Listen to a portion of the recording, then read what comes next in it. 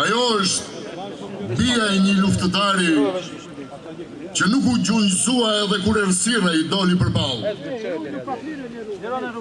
Dhe ai e mundi me zemër të zjarrt. Ftoi të marrë fjalën vajzën e Nuri Mazarit, komandant Strugës. Përpara jush, Shqipdona Mazari.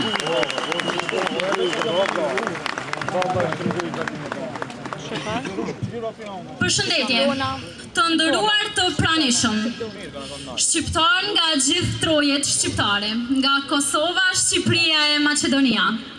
Bashkëluftëtar të kujtesës son historike, familjar të dëshmorëve, invalid të luftës, veteran të UÇK-s, të rinë, motra dhe vëllezër. Sot nuk kemi mbledhur vetëm për të artikuluar fjalë, por për të rikthyer në vetëdijen tonë të përbashkët një kapitull të shenjtë të historisë sonë. Jemi mbledhur për të kujtuar, për të nderuar, për të dëshmuar me dinjitet atë që koha nuk e zbe kurrë. Çdo fytyrë këtu është gur themeli I lirisë sonë, çdo zemër re me të njëjtin ritëm, ritmin e sakrificës, qëndresës dhe lirisë së fituar me gjak. Ndaj unë, si bidëshmori, qëndroj sot para jush me një emocion që është njëkohësisht nder, përgjegjësi dhe plagë pashërueshme.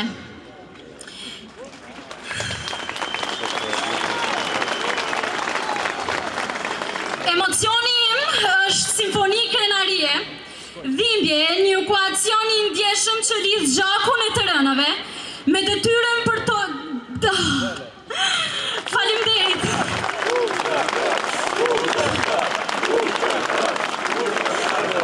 Me detyrën tonë për të artikuluar të vërtetën historike dhe juridike.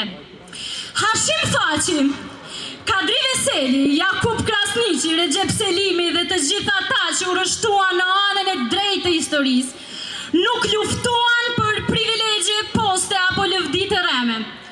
Ata luftuan që asnjë nën shqiptare të mos e fshihte fëmijën në sqetull nga frika e zhdukjes, që çdo fëmijë I Kosovës të kishte të drejtën elementare të qenit I lirë në vendin e tij, që kombi ynë të mos shëndërojë një statistikë harrese.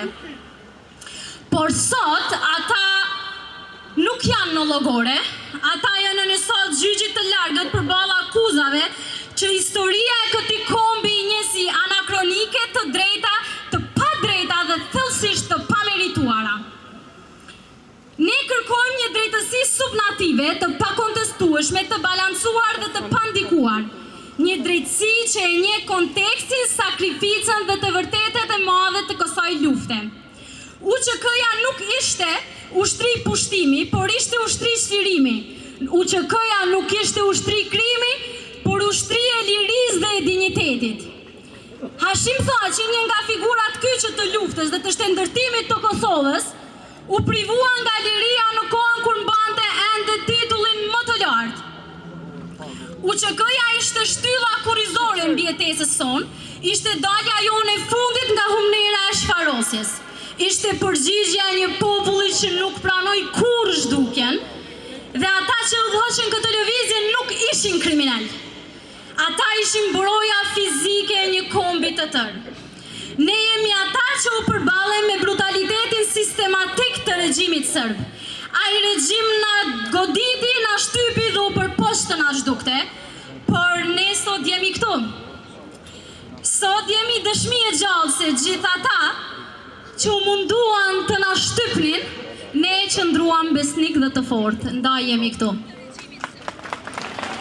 Drejtësia e humb moralin atëherë kur harron rënjët e së vërtetës, ndërsa e vërteta e humb fuqinë kur lejon të shtrembërohet nga paragjykimet. Kosova që ecën sot me kokën larë ndërkombe, Kosova që zhvillohet e afirmohet është testamenti gjallë I sakrificës së tyre. Historia nuk mund të shkruhet pa e dëgjuar dhimbjen e viktimave. 5 vite para burgim, pa aktgjykim përfundimtar, për Hashim Thaçin, Kadri Veselin, Jakub Krasniqin, Recep Selimin dhe gjithë bashkëluftëtarët të tjerë, janë dëshmi se ajo që po ndodh nuk është drejtësi, por është një ndëshkim politik. Dhe si të mos mjaftonte bara e padrejtë e viteve në paraburgim, shumë prej tyre u privuan edhe nga liria më themelore njerëzore, e drejta për t'i dhënë lamtumirën e fundit më të dashurve të tyre.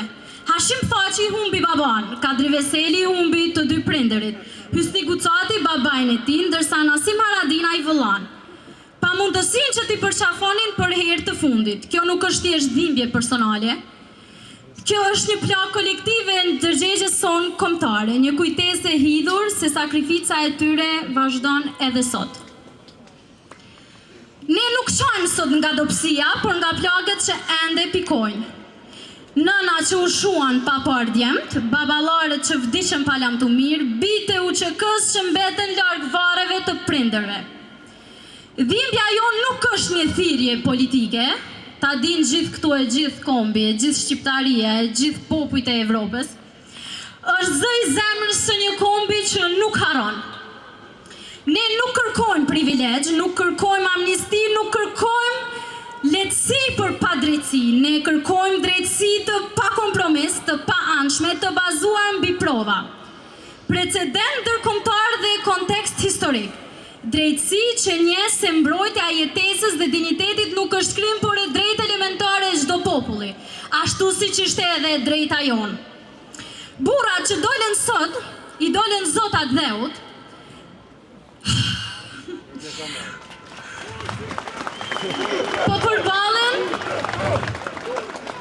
po përballen me tribunalin ndërkombëtar, por ne besojmë se e vërteta historike dhe juridike do të triumfojmë mbi paragjykimet dhe narrativat e manipuluara. Drejtësia që të jetë drejtësi e vërtet nuk mund të shkelet nga paragjykimet ideologjike, por nuk mund të shkelet as nga interpretimet selektive të fakteve mbi popullin ton. Narrativat e manipuluara që synojnë revizionimin e historisë shqiptare, ndaj drejtësia nuk mund të harroj parimet e proporcionalitetit, nevojës dhe legitimitetit të përdorimit të forcës sipas standardeve ndërkombëtare. Shqiptaria ngrihet me integritet, maturi, mençuri dhe mirënjohje të përjetshme ndaj krerëve të ushtrisë çlirimtare të Kosovës, ndej respekt dhe drejtësi për gjithë krerët e ushtrisë çlirimtare të Kosovës, që sot në hak po mbrojnë sërish jo vetëm veten, por lirinë e një kombi të tërë. Liri për Hashim Thaçin, liri për Kadri Veselin, kërkojmë liri për Jakub Krasniqin, kërkojmë liri për Recep Selimin, liri për gjithë çlirimtarët. UÇK! Faleminderit.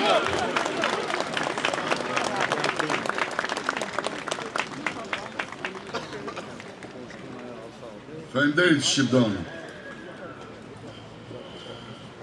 Ai që ndronë sot mes nesh, jo për lavdi, po për kujtim, për ta kujtuar se liria ka gjak dhe ka amanet.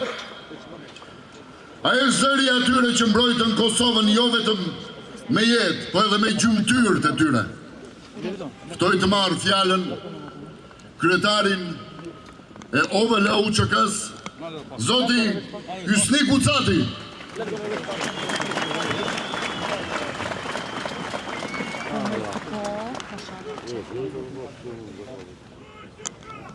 UÇK!